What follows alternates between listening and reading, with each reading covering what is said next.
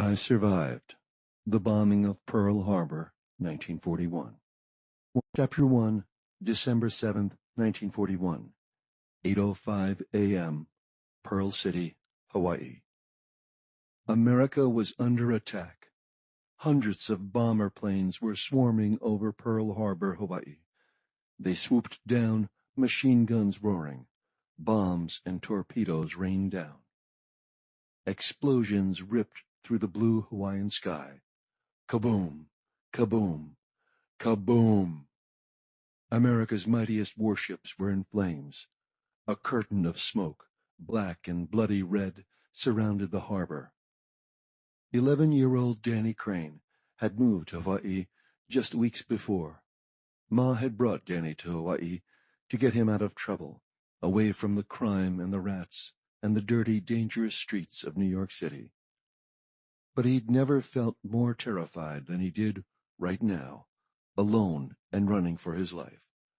One of the attacking planes had burst out of the smoke and was closing in on him across an empty beach. Danny sprinted through the sand, but there was nowhere to go, nowhere to hide. He peered over his shoulder as the plane flew closer. He could see into the cockpit. The pilot was glaring at him through his goggles. Rat-tat-tat-tat! Rat-tat-tat-tat! Machine gun fire. Danny pushed himself to run faster. Searing pain filled his chest as he inhaled the smoky air. Rat-tat-tat-tat! Rat-tat-tat-tat! Sand flew up into Danny's eyes, and then from behind him a huge explosion seemed to shatter the world. The force lifted Danny off his feet and threw him onto the ground.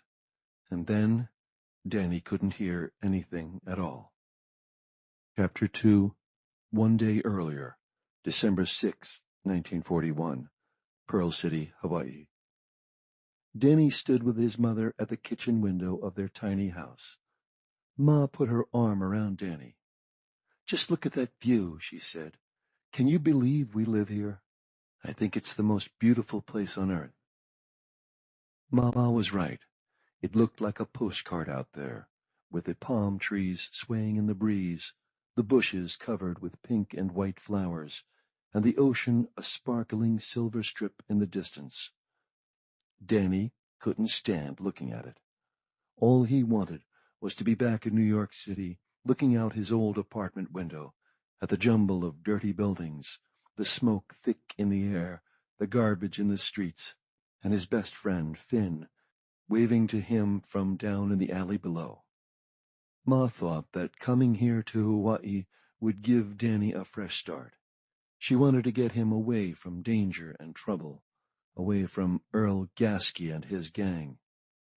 It was true that Danny and Finn had gotten into trouble sometimes, but nothing big, just skipping school and sneaking into movie houses and nabbing an apple or two from the fruit stand. Sure, they ran with Earl and his gang.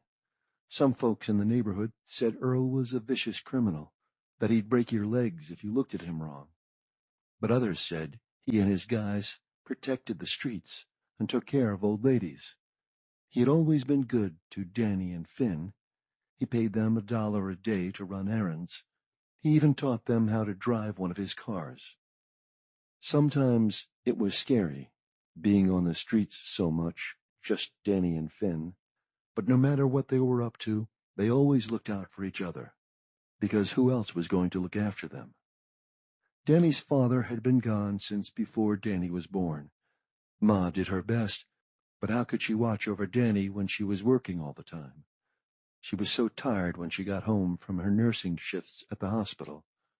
After kissing Danny hello, she would close her eyes for 10 minutes, make their dinner, and then head out to clean offices until midnight. And Finn's parents had 5 other kids crammed into a dark 2-room apartment. So Danny and Finn stuck together, more than best friends, closer even than brothers. As long as they had each other, they felt like nothing bad could ever happen to them. And nothing ever did. Until one night 2 months ago. Even standing here, looking out on the palm trees, it all came back to Danny. It was like a horror movie playing in his mind. He could hear the screech of the metal on the fire escape breaking away from the building. He heard Finn's shout and the thud of Finn's body hitting the sidewalk 15 feet below. He could see Finn lying there on the sidewalk, the blood seeping out of his head, the flashing lights of the ambulance. And then later, seeing him in that hospital bed groaning in pain. It was that night that Ma said they had to leave the city. "It's time for us to go," Ma said, "before something terrible happens to you." When she first told him they were moving to Hawaii, Danny thought she was kidding. Wasn't Hawaii a made-up place, like Shangri-La? But no. It turned out it was a bunch of islands owned by America. There was a huge U.S. military base there called Pearl Harbor. They needed nurses at a hospital on an air base called Hickam. They wanted Ma right away. A week later, the Cranes were on a train heading to San Francisco. From there, they took a ship halfway across the Pacific Ocean to Oahu, one of the Hawaiian Islands. Ma kept telling Danny how they needed to put New York behind them. "We're starting out fresh," she said. But how could Danny turn his back on Finn? He couldn't, not when Finn needed him most. Besides, it was Danny's fault Finn got hurt. He was the one who wanted to climb up that fire escape, to explore that abandoned building on 23rd Street. Finn said it was a bad idea, but Danny told him to stop being a sissy. And then, as they were climbing up past the second floor, there was a terrible screech as the rusted metal of the fire escape gave way. Danny managed to climb onto the landing, but not Finn. He fell, crashing onto the cement sidewalk below. And now Danny was an ocean and a continent away, but he had to go back to New York. A ship called Carmela was steaming out of Honolulu Harbor tomorrow morning, heading back to the mainland. Ma had no idea, but Danny was going to be on that ship. Chapter 3. Ma straightened her white nurse's cap and kissed Danny goodbye. When she opened the door, Danny heard her gasp. Danny hurried over. Ma said that there was no crime here in Pearl City. Still, Danny was used to being on the lookout for people lurking outside their door, waiting to pounce. But there was nothing on their porch but a pot of pink flowers wrapped in a bow. "Good goodness," Ma said. "That man doesn't quit." Every morning for the past week, there had been a present waiting for Ma on her porch. They all came from a man named Lieutenant Andrew Maciel, Mac. He was a B-17 pilot at Hickam Air Force Base where Ma worked. Danny had met him a few times when he drove Ma home. He came from New York City, so Danny figured he couldn't be all bad. But then Danny found out he was from that fancy part of New York City called Sutton Place. Danny and Finn hated those rich Sutton Place kids with their chauffeured cars and snooty expressions. Danny hoped Ma wasn't sweet on this guy. She smelled the flowers and smiled a little before handing the pot to Danny. Then she kissed Danny again and headed on her way. Danny could hear her humming until she disappeared around the corner. He brought the flowers to their little patio around back. He sat down on one of their rickety little chairs. The sun felt good on his face, and there was a warm breeze off the ocean. Maybe he'd miss the smell of the air here when he got back to New York. It smelled sweet, like sugarcane and pineapple. One thing he'd definitely miss was the sound of the bells that rang out every hour from the battleships anchored in Pearl Harbor. The naval base was just 5 minutes from their house. There had to be 100 warships crowded into the harbor with their guns ready to blast away. The best were the 8 battleships. They were huge, like skyscrapers turned on their sides. Ma said the battleship guns were so powerful that one blast could blow an entire house to smithereens. Danny wished he could tell his teacher in New York about those ships. Most teachers at their school hadn't bothered much with Danny and Finn. But Mrs. Mills was different. When it was too hot or cold outside, Danny and Finn would offer to wash Mrs. Mills' chalkboard for her. She always said yes, and she always happened to have a thermos of lemonade or hot chocolate, with just enough for them. She also had a big world map on the wall of her classroom. They could point to any country, and Mrs. Mills could tell them everything about it. More recently, Mrs. Mills had talked to them about the wars happening all around the world. She pointed to Asia, where Japan was fighting China. She pointed to Europe, where there was a maniac named Adolf Hitler in charge of Germany. He was sending his armies out to conquer every country he could. Mrs. Mills hated Hitler. "The world has to stop that monster," she told them. "He's marching across Europe now. But you watch. If we don't stop him, he'll want America next. He'll want to hang a German flag over the Empire State Building." Danny and Flynn didn't like that idea one bit. And then one day they heard a shocking rumor.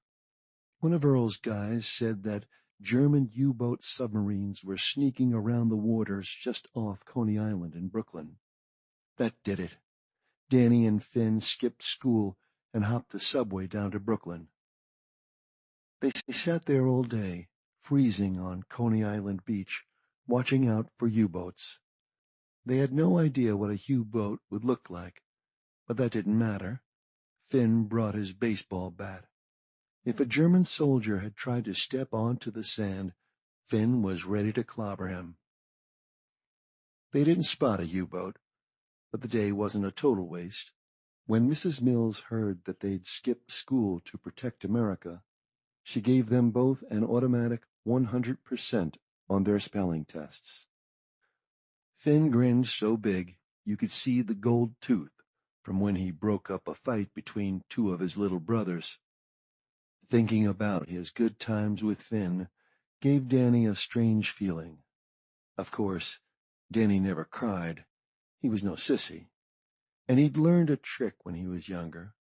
On those nights when he was alone in the apartment, wishing Ma wasn't gone so much, wondering why his father had left them, he'd push all the feelings down and then pack them tight together. He could almost imagine them somewhere deep inside him, a hard ball of ice. Lately, that cold, hard place had grown so big, Danny almost felt numb. But it was better than lying around crying. Now Danny stood up, cursing himself for wasting time.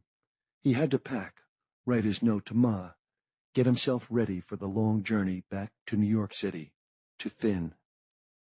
But then he heard a commotion in his backyard. There was a crash, a strange squeal, and an ear-splitting scream. Chapter 4. Danny flung open the back door. Ma's new pot of flowers lay shattered on the ground. Was someone in trouble? Or were robbers planning to break in? Danny picked up a broom, ready to strike. The yard was small, just a patch of grass surrounded by a tangle of bushes and palm trees. He didn't see anyone, but then he caught sight of a small dark head poking out from behind one of the thick bushes. Danny put down the broom and walked over. It was a little kid, maybe 3 years old. What the heck was he doing here all by himself? "Ah!" the kid screamed. Was the kid hurt? "Hey!" Danny said. The kid turned around. He was grinning like a monkey standing on a mountain of bananas, and he was clutching a little animal of some kind. "Puppy!" the kid said. Danny studied the animal. It was very small and black, except for one white ear. He didn't want to break the kid's heart, but he was pretty sure it wasn't a puppy. It looked more like a rat. "My puppy," the kid said, hugging the poor, ugly critter so tight Danny was sure it would pop like a balloon. Danny looked around. The kid was too young to be wandering around on his own. "Who are you?" Danny said, bending down to look the kid in the eye. "Aki," he said. "Who you?" "I'm Danny," said Danny. "Danny see my puppy?" Aki held out his poor, squished pet like he wanted Danny to give it a big smooch. And then the kid's eyes got huge. He pointed to something over Danny's shoulder. "Monster!" he said. Danny spun around, and there, moving toward them, was the ugliest animal Danny had ever seen in his life. It was black, the size of a huge dog, with wiry bristles, a pig's snout, and two huge spiked tusks sprouting right from its face like swords. It did look like a monster. The animal grunted and snorted as it stared at Aki with beady black eyes. "Prepare to die," it seemed to be saying. "Put down the puppy," Danny said, suddenly understanding. That was a mother monster, and she thought Aki was stealing her baby. "My puppy!" Aki screamed. Danny pried the baby out of Aki's sticky hands. He gently placed it on the ground. The mother rushed up to it, nudged it with her nose, and gave a loud squeal. "Okay," he said, bending down and speaking softly to Aki. "Let's go." Aki screamed again, right into Danny's ear. "My puppy!" Aki howled, lunging over to reclaim his pet. The mother monster gave out a high-pitched roar. Aki screamed right back. This kid really was crazy. Danny tried to grab Aki, but he pulled away. The animal charged, its sharp tusks aimed right for Aki's stomach. Chapter 5. Danny managed to grab Aki by the seat of his pants and hoist him up just in time. One of the monster's tusks tore through Danny's pant leg. Amazingly, it missed his flesh. Danny jerked back his leg, ripping his pants away from the tusk. He almost fell, but he regained his balance and kept his hold on Aki, who was still screaming for his puppy. With Aki held high, Danny ran across the yard and into the house, slamming the door. "My puppy!" Aki screamed. "My puppy!" "No," Danny said, putting the kid down and blocking the door. "That's not yours. That's the monster's baby." "Not Aki's puppy?" Aki said, his eyes getting bigger. There were tears now. "Sorry, little guy," Danny said, "but that puppy has to be with its ma." "Aki want puppy," he said, throwing his arms around Danny and burying his face in Danny's legs. This kid was a stitch. Danny had always wanted a little brother, someone to trail along with him and Finn, someone to keep him company when Ma was working. "Where's your ma?" Danny said. "Mama mad at Aki," Aki said. And sure enough, just then Danny heard someone shouting Aki's name. Danny stuck his head out the window. "I got him," he called. A moment later, he and Aki were standing on the porch with Aki's mother. Danny guessed she and Aki were Japanese. There were people from all over the world living here, just like in New York City. Lots of people in Pearl City were originally from Japan, Ma had said. "Aki," his mother scolded, "you cannot be running away like this." "I sorry, Mama," he said in a voice sweeter than a chocolate donut. He wrapped his arms around his mother's legs and gazed up at her with an angelic smile. Danny saw how the anger in Aki's mother's eyes melted away. This little kid was good. She looked at Danny and smiled. Even though she looked nothing like Mrs. Mills, there was something about her that reminded Danny of his teacher. A look in her eyes, like she could read his mind and liked what she saw. Thank you," she said. "My son is a wanderer. The minute I turn my back, he sneaks away." "We saw monster," Aki said. "A monster?" the woman said, raising her eyebrows. "It looked like a hairy pig," Danny said, "with horns." "A wild boar?" "Monster hurt Danny," Aki said, pointing to Danny's torn pants. "Goodness," Aki's mother said with surprise. "Did he really hurt you?" "Just my pants," Danny said. He decided not to tell Aki's mother how the boar almost turned Aki into a shish kebab. "But it's very unusual for a boar to attack," said Aki's mother. "Aki got hold of one of its babies," Danny said. "Puppy," Aki smiled. "My puppy." Aki's mother shook her head. "Aki sees the beauty in everything," his mother said, "even a wild boar. But one of these days, Aki, you're going to end up in big trouble." "He's a good kid," Danny said, wanting to protect his new friend. "I good boy," Aki said, puffing out his chest. Danny and Aki's mother looked at each other, and they both laughed. The sound startled Danny. He hadn't laughed since the night Finn fell. Aki stared at both of them, trying to see what was funny. Then he grabbed Danny's hand and started pulling with all his might. "Danny, come," Aki said. "Danny, come over." Danny opened his mouth to say, "No, thank you," but Aki kept shouting, "Danny, come," and pulling on his hand, trying to haul him up the hill. For such a shrimp, the kid was a real muscle man. "You might as well come," Aki's mother said. "I have lunch just about ready. And as you can see, my son doesn't take no for an answer." Chapter 6. Before Danny really understood what was happening, Aki had dragged him up to their house, if you could call it a house. It was smaller than the Crane's house, and made of cement, with a metal roof. Still, there was something nice about it. The white flowers climbing up one of the walls, the neat vegetable garden planted in front. Aki's mother had introduced herself on the way up. She was Mrs. Sudo. She explained that Aki's father was a fisherman out on a 3-day trip. He'd be back tomorrow afternoon.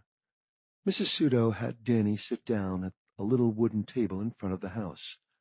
Aki scrambled onto his lap. He stayed there as Mrs. Sudo served lunch. The food was weird.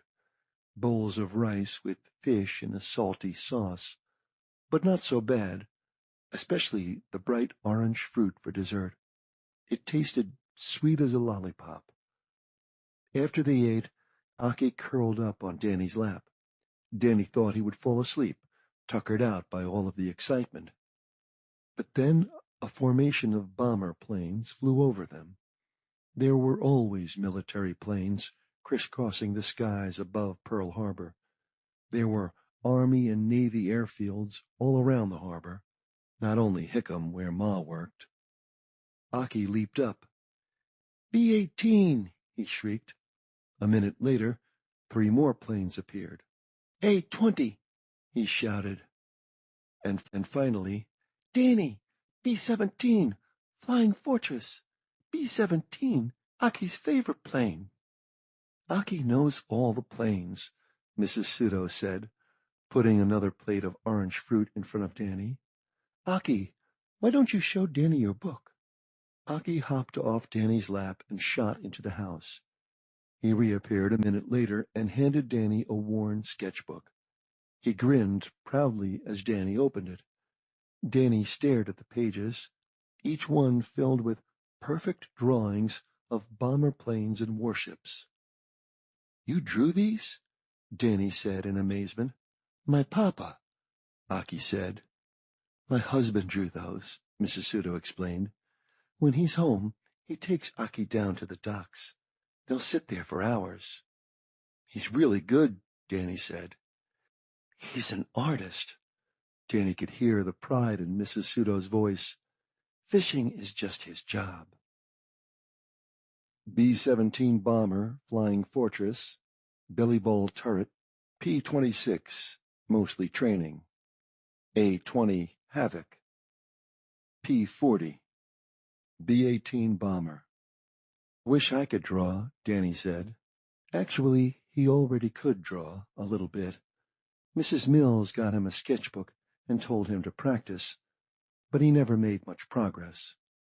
My husband would love to help you learn, Mrs. Pseudo said. Is your father in the military? No, Danny said. It's just me and my ma. She works as a nurse at Hickam. We moved here from New York City a couple of weeks ago.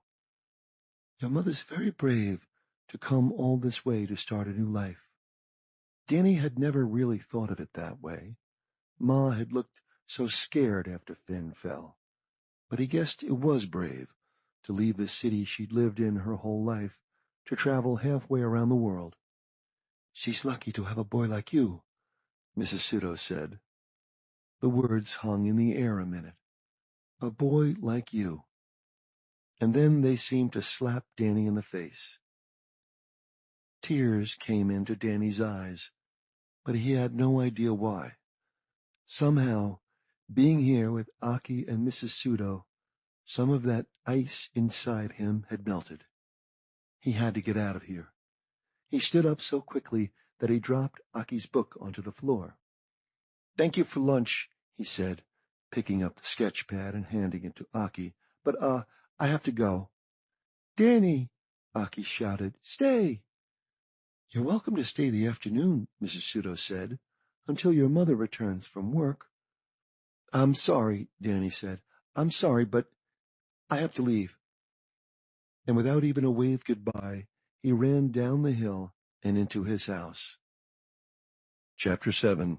The next morning, December 7th, 1941, 8:05 a.m.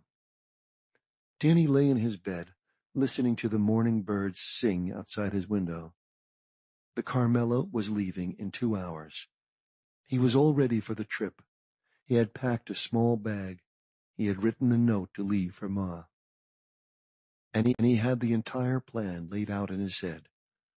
Stowing away on the Carmela would be easy. One of Earl's guys did it once when he was younger, stowed away to Cuba to track down an old girlfriend. You had to be smart about it. Dress nice, wash up, pretend you were visiting some passengers.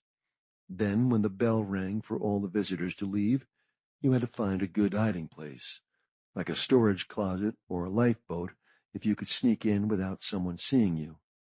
Anywhere you could stay out of sight for at least a day, until the ship was far out to sea. After that, if you got caught, there wasn't much the crew could do. They wouldn't toss Danny overboard. He'd already figured out his sob story. He was an orphan, trying to get back to New York to be with his cousin Finn. He might even mention the name Earl Gaskey. People had heard of Earl, even outside of New York. Danny heard that he was even friends with some guys in the FBI. Earl could get people to do all kinds of things, even give a kid a ride across the Pacific.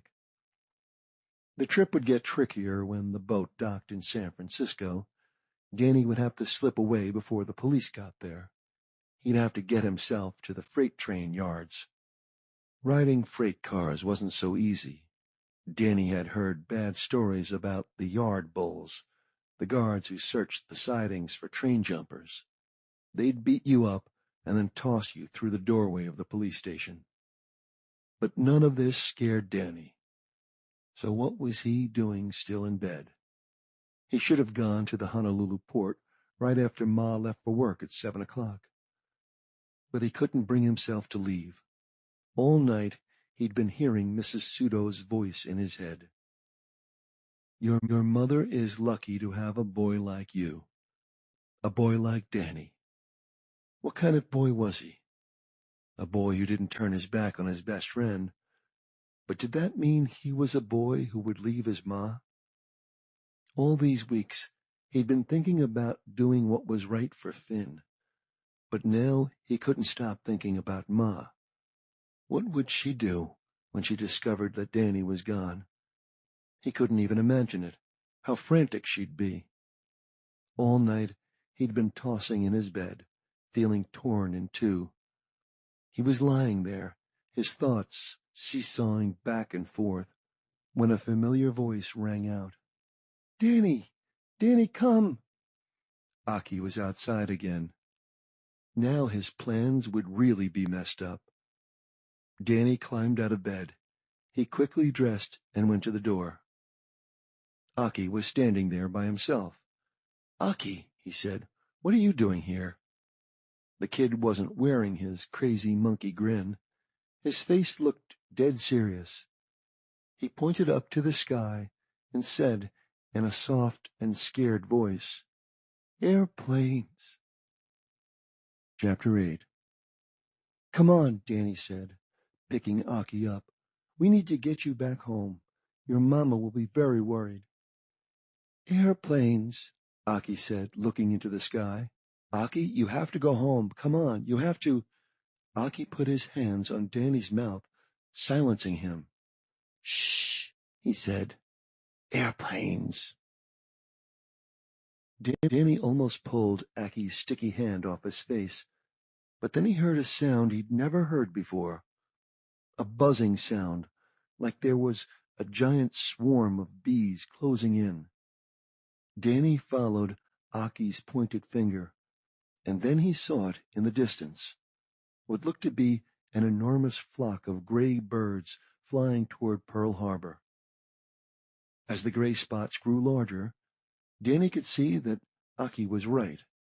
They were airplanes, more than Danny had ever seen, and then he saw even more coming in from another direction. There must be a drill going on. The Navy and Army were always practicing. There had been a drill at Hickam last week when 50 sailors had to pretend to be wounded.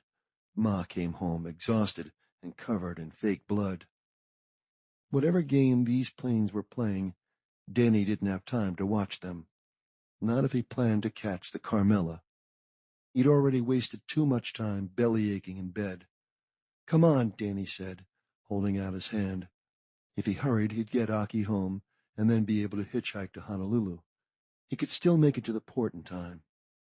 Then, when they were almost up the hill, an enormous boom shook the ground. And then another.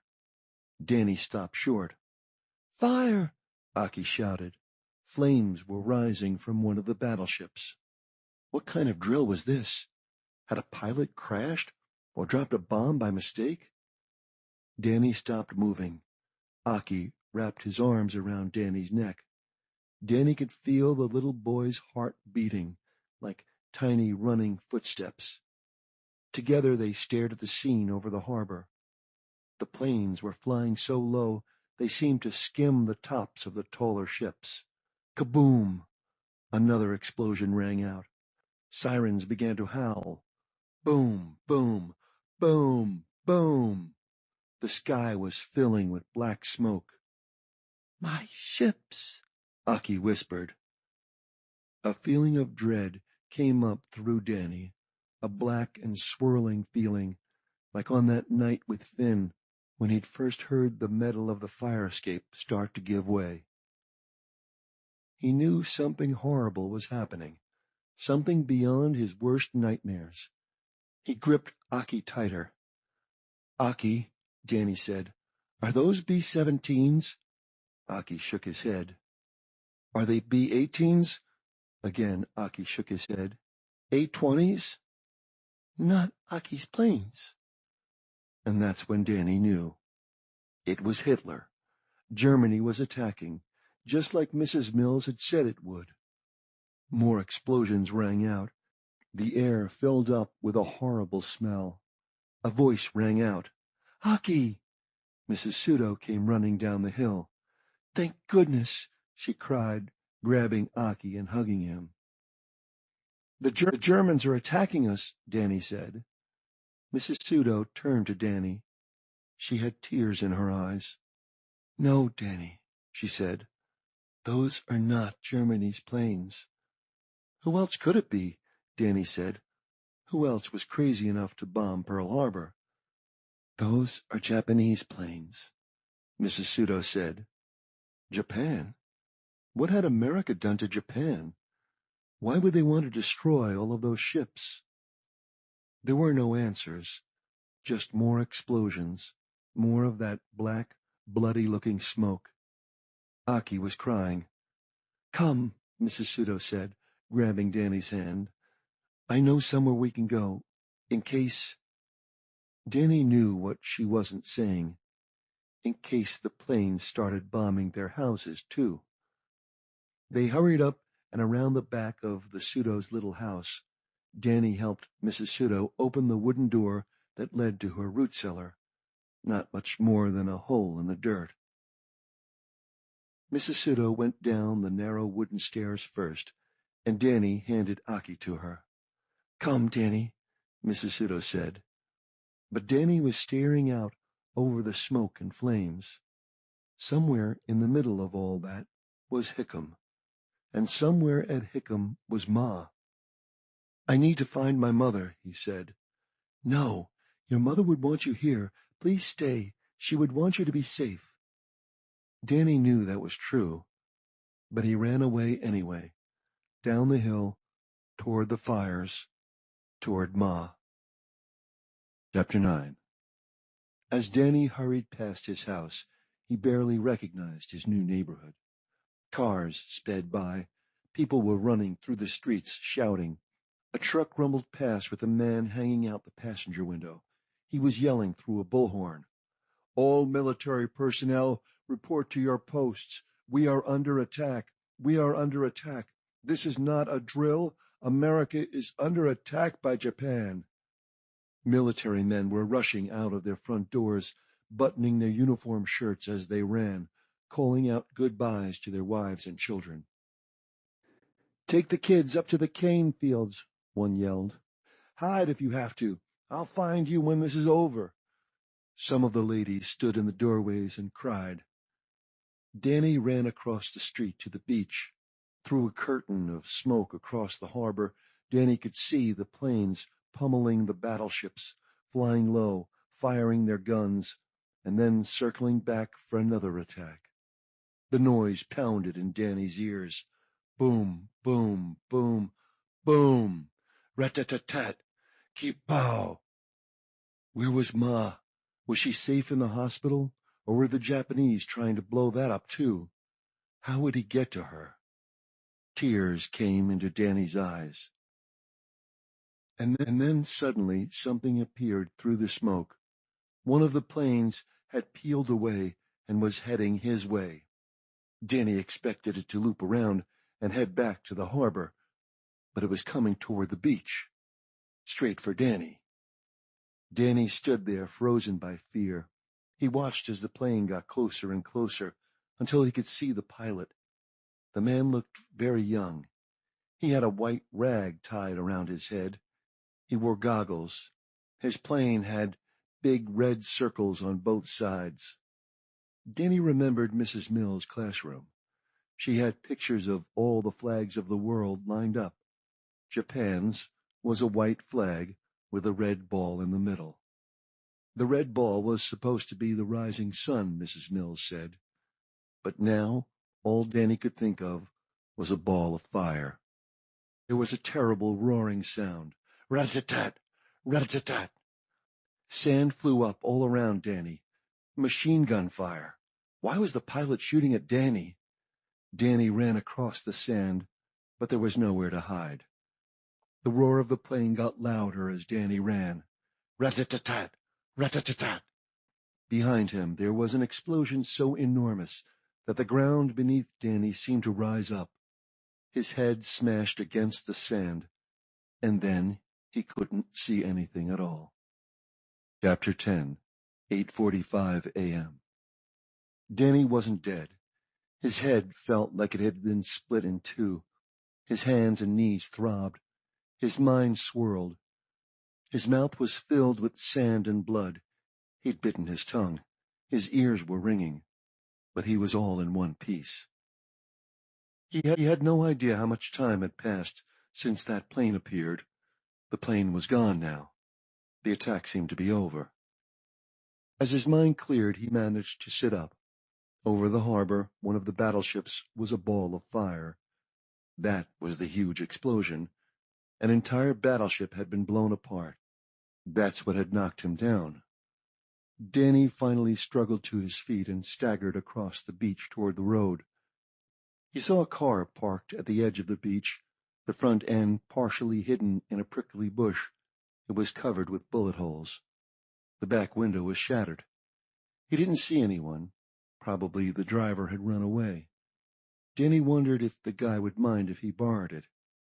Earl had not only taught Danny and Finn how to drive, he'd shared a secret for starting a car engine without a key. But as Danny got closer to the car, a man's face appeared through the shattered driver's window. Hey, kid, he called. You okay? Danny couldn't believe his eyes. It was his mother's friend, Mac. Dan, Mac called. Is that really you? Are you okay? Were you hit? I'm okay, Danny said. Where is your mother? Mac asked. She's at the hospital, Danny said, his voice shaky. At the base. I think it was hit. I need to get there. Mac looked nothing like a fancy Sutton Place man trying to impress Danny's mother. His expression was fierce and determined. Let's go, he said. That's where I'm heading. You come with me. We'll find her. When Danny got into the car, he noticed blood spattered on the doors. Mac's arm was bleeding badly. You're hurt, Danny said. Mac glanced at his arm. I got grazed by a bullet, he said. I've had worse. He pulled the car up onto the road and they drove off. They caught us by surprise, Mac said. The Japanese blindsided us. Why? Danny said. To knock out our ships and bombers, Mac said. To cripple our entire Pacific fleet. That way they can take over whatever they want in the Pacific. China, the Philippines, Korea. Japan is a small country, but they want to be powerful. They need more land, so they're taking over other countries, like Hitler has been doing in Europe. And now we won't be able to stop them. But didn't we know they would do this? Danny said. Shouldn't we have known? Some people talked about it, Mac said, but nobody thought they could pull it off. Mac looked at Danny. I'll tell you what, he said. The Japanese made a mistake, a big mistake. They have no idea what they've started. This country is going to rise up and crush them. You'll see. And what about Hitler? Danny said. Him too, Mac said. Mac sounded so sure, and Danny wanted to believe him. But now he was thinking about Mrs. Mill's map, stretched across the classroom wall. How could America fight two wars on opposite sides of the world? As Hickam came into view, Danny could see smoke and flames rising from the base. Mac swore under his breath. They pulled up to the gate, which was blocked by a smashed car, still smoldering. Let's go, Mac said, opening his door. Danny followed Mac around the burning car and toward the gates at the base. Ahead, the base reminded Danny of a photo he'd seen in Life magazine of a town that had been hit by a tornado. There was wreckage everywhere, twisted metal all over the ground, shattered glass, pieces of burned wood. He stepped over a tattered hat. He wondered what had happened to the man who'd been wearing it. Some of the buildings had been destroyed. 2 were still burning. The air was hard to breathe. It smelled like burned rubber and plastic. And everywhere he looked, Danny saw wrecked planes. Some were cut right in half. 2 armed guards stood at the gate. They both saluted when they saw Mac, and then they both started talking at once. We were hit bad, sir.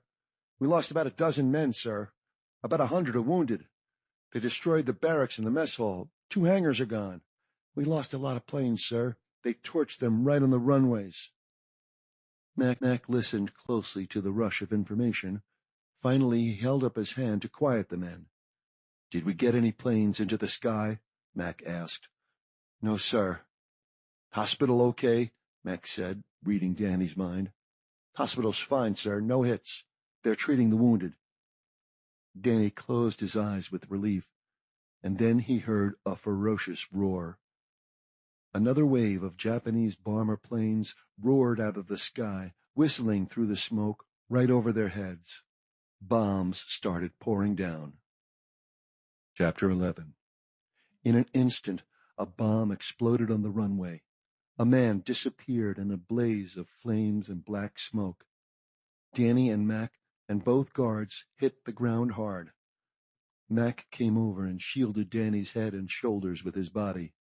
He waited for a lull in the explosions, and then he scrambled to his feet. He grabbed Danny's hand, yanking him up. We need to get out of here, he shouted to the guards. We need to find cover. Turning to Danny, Mac yelled, Come on!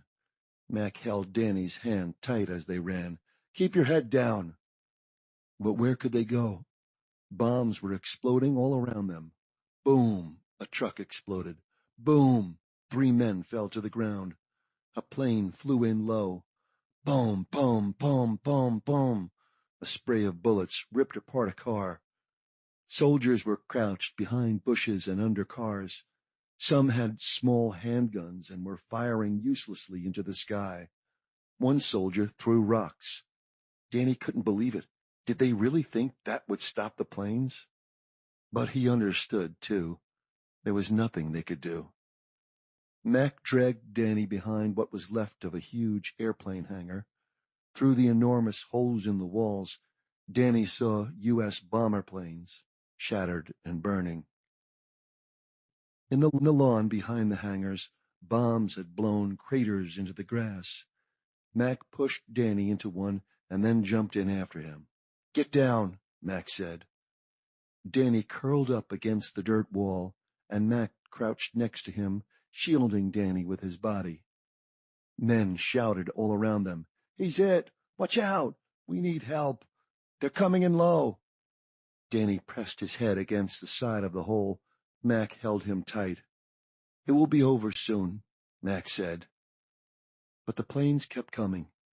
Danny peered up, knowing he'd never forget the sight of those planes. They were small and gray, like killer birds.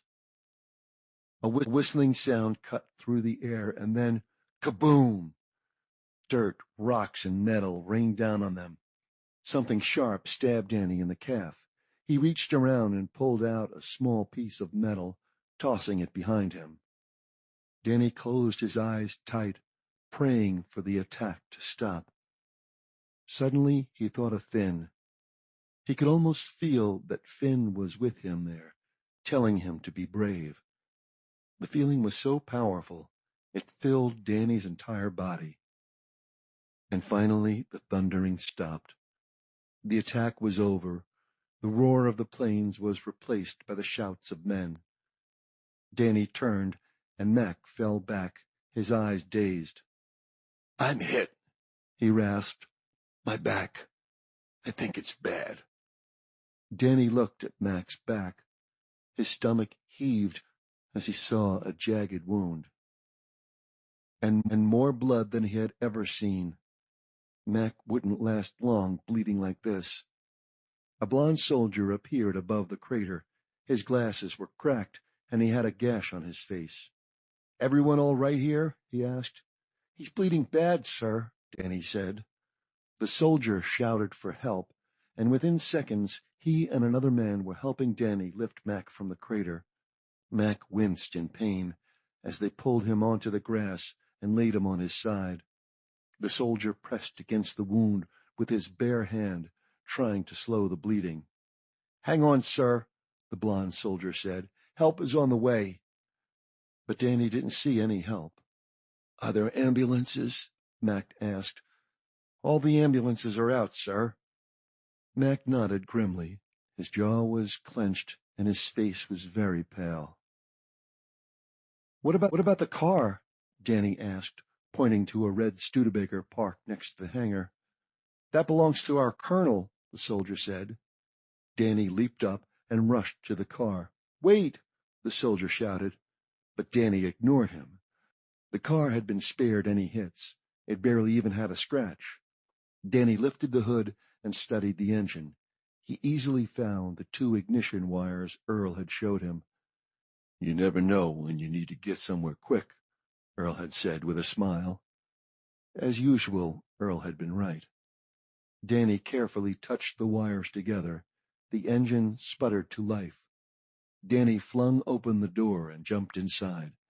He drove the car around holes and chunks of glass and metal, pulling up as close as possible to where Mac lay.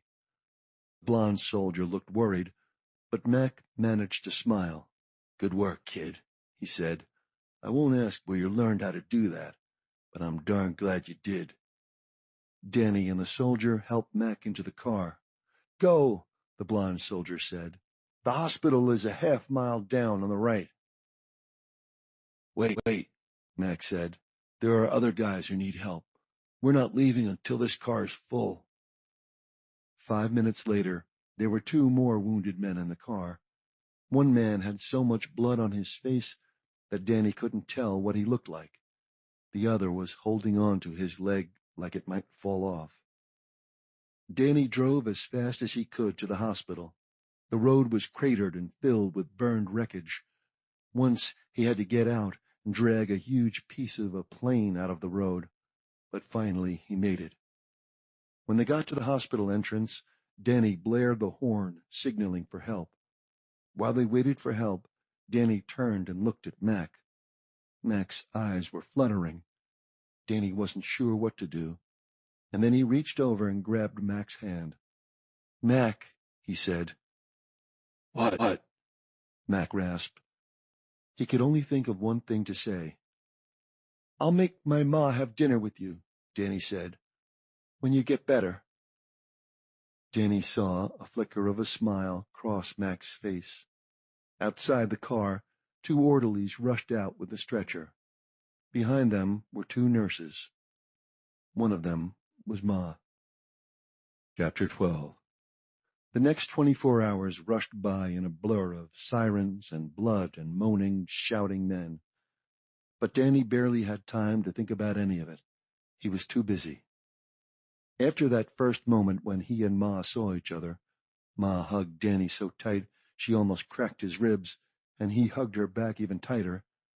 She put Danny to work in the hospital. Hundreds of Hickam men had been wounded. They were the lucky ones. Dozens had died when a bomb destroyed the barracks while men were just waking up. Dozens more never made it out of the dining hall when a bomb set it on fire. Others had been hit on runways, in hangars, or while firing machine guns at the bombers. There were only 2 doctors and 2 nurses at Hickam. They needed every spare hand they could find. Danny helped soldiers and volunteers make beds and sweep glass off the floor. He rolled bandages and found extra blankets for men recovering from surgery. He watched Ma as she hurried from man to man, changing bandages, holding hands, never flinching. Mrs. Sudo was right. She was brave. A few times, Danny managed to peep in on Mac. Ma said he'd been given a powerful drug to take away the pain. He'd lost almost half of his blood, but Ma said he'd survive. As bad as things were at Hickam, Danny knew they were even worse out on the harbor. All night reports trickled in. The battleship Arizona was gone, along with more than 1,000 men. The Oklahoma was capsized, and more than 100 men were still trapped inside. The California was sinking. The destroyers Shaw and Cassin had exploded. Other ships were badly damaged. For most of the day, Pearl Harbor was a sea of fire. Even men who managed to escape the burning ships had little chance of survival. Hundreds of planes at different bases had been destroyed or badly damaged.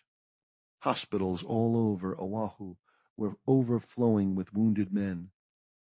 Danny heard that his school had been turned into a hospital. Everyone expected another attack. There were whispers about a Japanese invasion of Hawaii.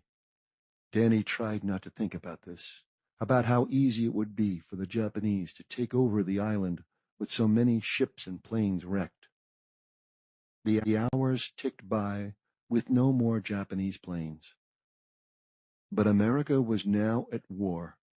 Danny knew it would be months or even years before the sound of a plane in the sky didn't make him jump. It wasn't until the next morning that Ma and Danny finally got to sit together.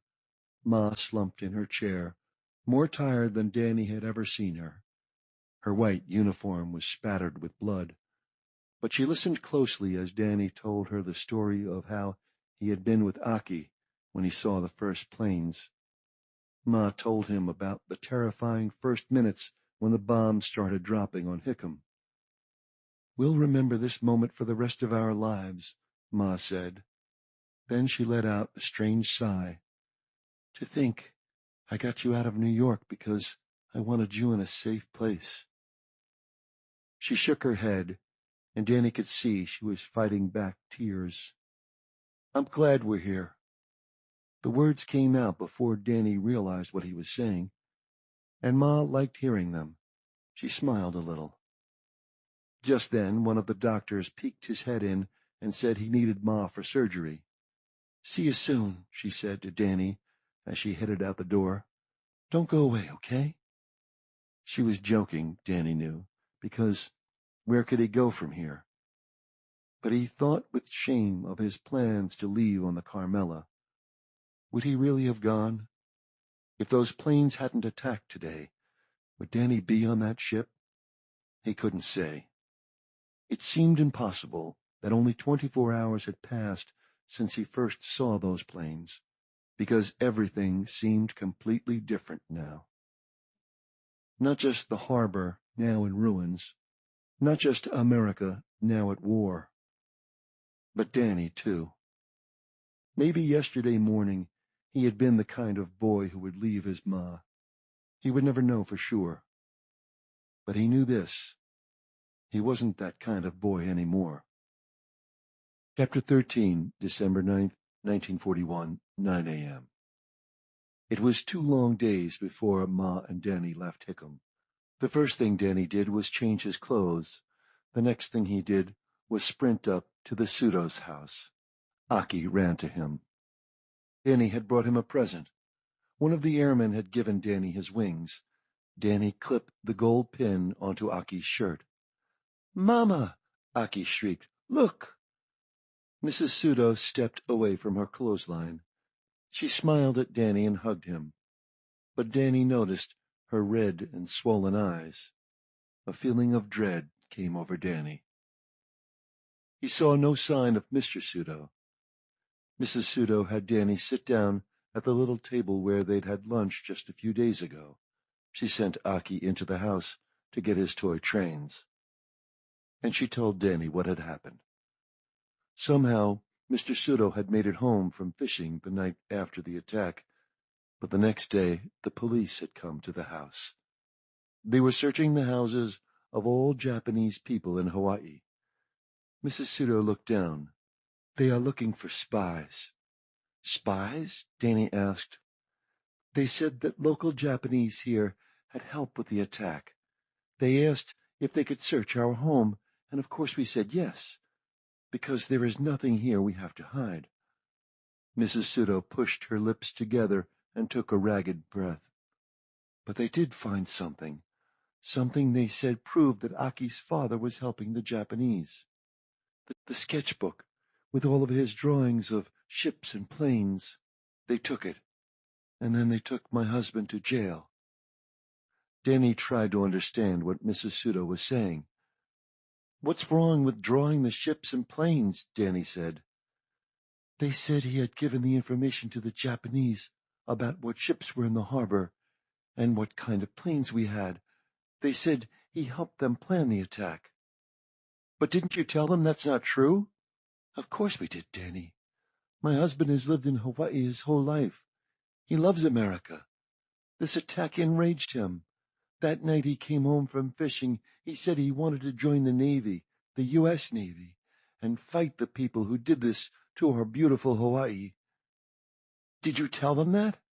"Of course," Mrs. Pseudo said, "but they didn't listen. I heard they have arrested other Japanese people.